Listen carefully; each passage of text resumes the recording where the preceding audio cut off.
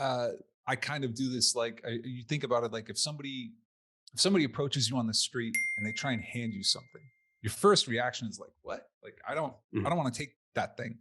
If somebody asks you a question on the street, you're way more likely to respond. And that's I mean, that's something that we could talk about, when we get into sort of how to actually write an email and what to include and what not to include. I think that same principle comes back there, but it's also true, at this sort of theoretical level as well. Mhm. I mean, I worked in retail sales in high school, and every time I walk into a retail sales store, and I hated people that did this, I would come in and I'm like, "Oh, I'm trying to find this thing." And I'm working on actually like not being quite this way when I walk in. But my first reaction, they're like, "Hey, can I help you with anything?" I'm like, "Nope. I Nope. just want to get in the store. Like I Right. just walked in the store. Give me like 10 seconds to land."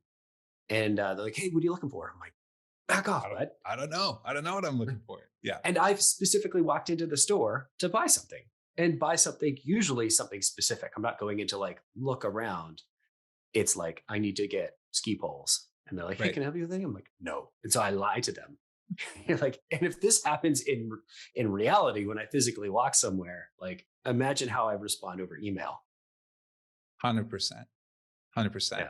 Yeah. A little bit off topic. I had somebody email me last week and they had an offer I was interested in. They said, "Hey, I'm the executive producer of this series. I'd love to feature your company. Are you interested?" And I responded and said, "How much does it cost?"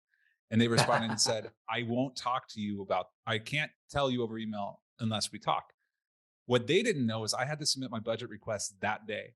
So if they had just responded to me and told me how much it cost, I would have included in my budget request, but they didn't. And so it's the same kind of Mm. thing. It's like if somebody, to carry the analogy further, if somebody had, like, to me, that was a win. If I email somebody and I'm like, "Hey, are you looking for this thing?" And they respond, I'm like, "How much does it cost?"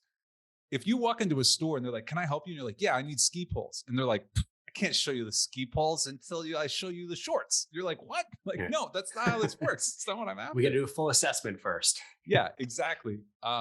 Yeah. I thought that was wild, and they were okay with it. I let them know. I was like, "I have to get my budget request," and they're like, "Well, it's not going to happen then." I was like, "Okay, bye." You're the salesperson here, right? Like I'm trying to. It was amazing to me. Yeah, I get a bunch of those, and they're always, "Oh, we want to feature you, and we're CNBC, and this, and this, and that, and all these like fancy big names." And I'm like, "Oh, interesting." And I've been, I would say, tricked into taking a few of those calls, and they're like, "Oh yeah, it's 30 grand," and I'm like, "We were Right? planning out a What? pre-interview." What? Yeah, Yeah, not worth it. no, I hate the sneaky sales pitch. Not a fan. Agreed. Which is why going back to bring you back to where we started. What is the theory? The theory is to be very straightforward, upfront, establish a relationship. Hey, this is what I have. Do you Hmm. need it?